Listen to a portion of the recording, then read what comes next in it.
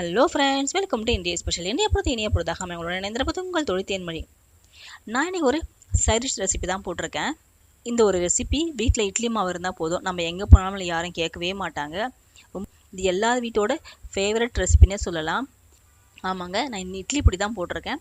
இட்லி பொடி எப்படி ஹெல்த்தியாக அரைக்கலான்னு பார்க்கலாங்களா? நான் ஒரு 10 வகையான பொருட்கள் போட்டு இட்லி பொடி அரைப்பேன். ரொம்ப டேஸ்ட்டாகவும் இருக்கும், ரொம்ப ஹெல்த்தியானதும் கூட. குழந்தைகள் முதல் பெரிய வரைக்கும் சாப்பிடலாம். வாங்க, இதுக்கு முதல்ல ஒரு பேன் வச்சுருக்கேன். பேனில் கடலப்பருப்பு ஒரு சின்ன கப்பில் போட்டிருக்கேன். போட்டு நல்லா வறுத்துடுங்க. கடலப்பருப்பு நல்லா வறுப்பட்டு வரணும். கலர் மாறக்கூடாது, ரொம்ப தீயவும் கூடாது. இது மாதிரி நல்லா வறுப்பட்டு வரணும். 3 to 5 minutes ஆகிடும்.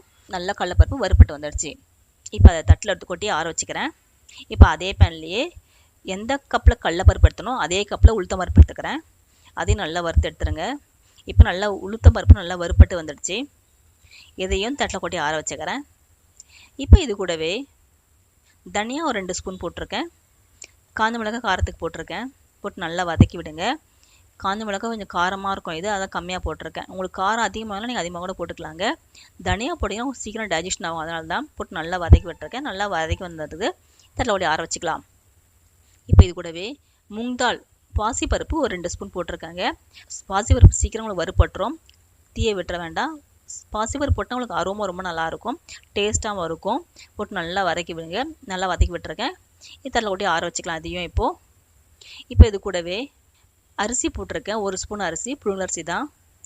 அரிசி ஆப்ஷன் தாங்க, நீங்கள் வேணாலும் விட்டுடலாம். பட் போட்டிங்கன்னா உங்களுக்கு நல்லா குறக்குறன்னு இருக்கும், டேஸ்ட்டாகவும் இருக்கும்.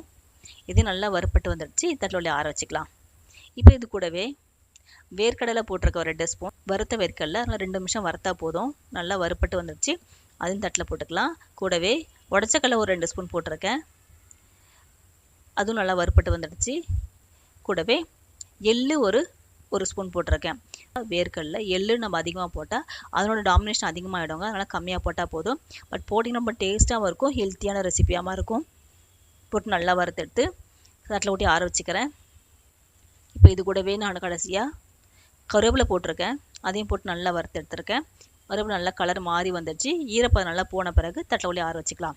இப்போது எல்லாமே நல்லா வறுப்பட்டு வந்துட்ட பிறகு தட்டில் ஊட்டி ஆற வச்சுருக்கேன். ஆறின பிறகு இது கூடவே கொஞ்சம் பெருங்காயத்தூள் உப்பு போட்டு அரைச்சிட்டு வந்துடுங்க. அரைச்சிட்டு வந்து பாக்ஸில் போட்டு வச்சிங்கன்னா உங்களுக்கு 1 மாதம் ஆனாலும் கெடாமல் இருக்கும், அரோமா அப்படியே இருக்கும். ரொம்ப டேஸ்ட்டாகவும் இருக்குது, ஹெல்த்தியாகவும் இருக்குது. கண்டிப்பாக ட்ரை பண்ணி பாருங்கள். நான் இட்லி பொடி கூட போட்டு காமிச்சிருக்கேன் உங்களுக்கு. மினி இட்லி கூட எப்படி இருக்குது பாருங்கள். பொடி இட்லி சிம்பிளாக ஈஸியாக செஞ்சு முடிச்சிடலாம். ரொம்ப டேஸ்ட்டாக இருக்கும் சாப்பிட்றது. கண்டிப்பாக ட்ரை பண்ணி பாருங்கள். இந்த ரெசிபி உங்களுக்கு பிடிச்சதை லைக் பண்ணுங்கள், ஷேர் பண்ணுங்கள், சப்ஸ்கிரைப் பண்ணுங்கள். மறக்காம பக்கத்தில் இருக்க பெல் ஐக்கானை பிரஸ் பண்ணுங்கள். உங்கள் ஃபேமிலிக்கும் ஃப்ரெண்ட்ஸுக்கும் ஷேர் பண்ணுங்கள். தேங்க்யூ.